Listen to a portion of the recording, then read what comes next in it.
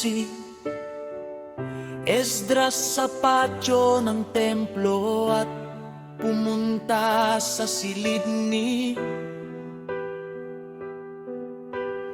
Johanan na anak ni Eliasib. Nanatili siya ron at hindi kumain ng anumang pagkain o uminom ng tubig,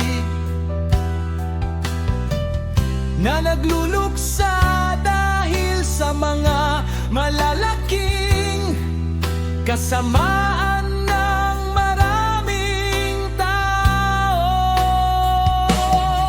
At may isang pahayag sa buong Judea at Jerusalem, sa lahat ng mga nasa pagkabihag, na dapat silang magtipon sa Jerusalem. At ang sino mang hindi dumalo doon sa loob ng 2 o 3 araw, ayon sa itinagda ng mga matatanda na namamahala, ang kanilang mga hayop ay kukumpiskahin para sa paggamit ng templo, at siya mismo ay palalayasin mula sa mga nasa pagkabihag. At sa loob ng 3 araw, ang lahat ng mula sa tribo ng Juda at Benjamin ay nagtipon sa Jerusalem noong ika-20 araw ng ika-9 na buwan. At ang buong maraming tao ay nakaupo na, nanginginig sa malawak na patio ng templo dahil sa kasalukuyang masamang panahon.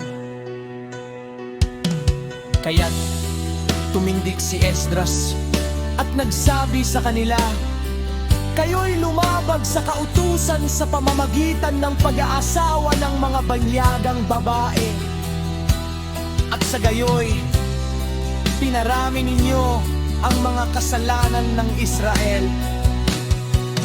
At ngayon, sa pamamagitan ng pag-amin, bigyan ninyo ng kaluwalhatian ang alahayag, Yahweh ng ating mga ama,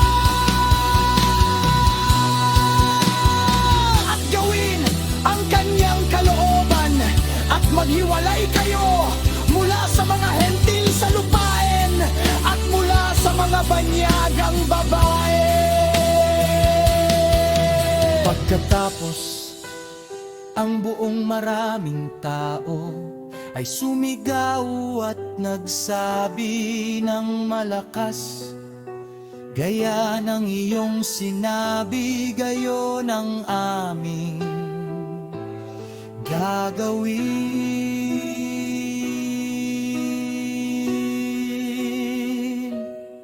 Ngunit sapagkat ang mga tao ay marami at masama ang panahon, kaya't hindi kami makatayo sa labas, at ito ay hindi gawaing 1 araw o 2, yamang ang aming kasalanan sa mga bagay na ito ay kalat na kalat.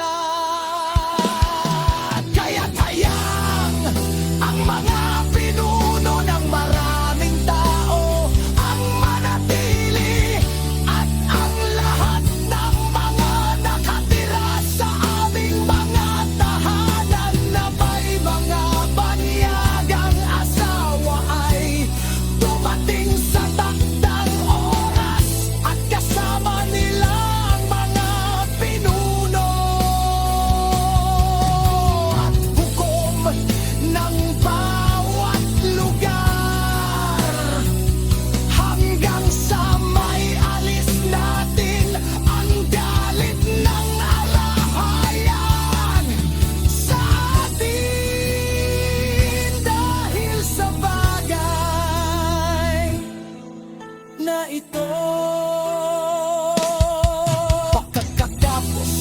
Si Jonathan na anak ni Azel at si Ezechias na anak ni Diocanos ang humawak sa bagay na ito, at sina Mosulam Libis at sa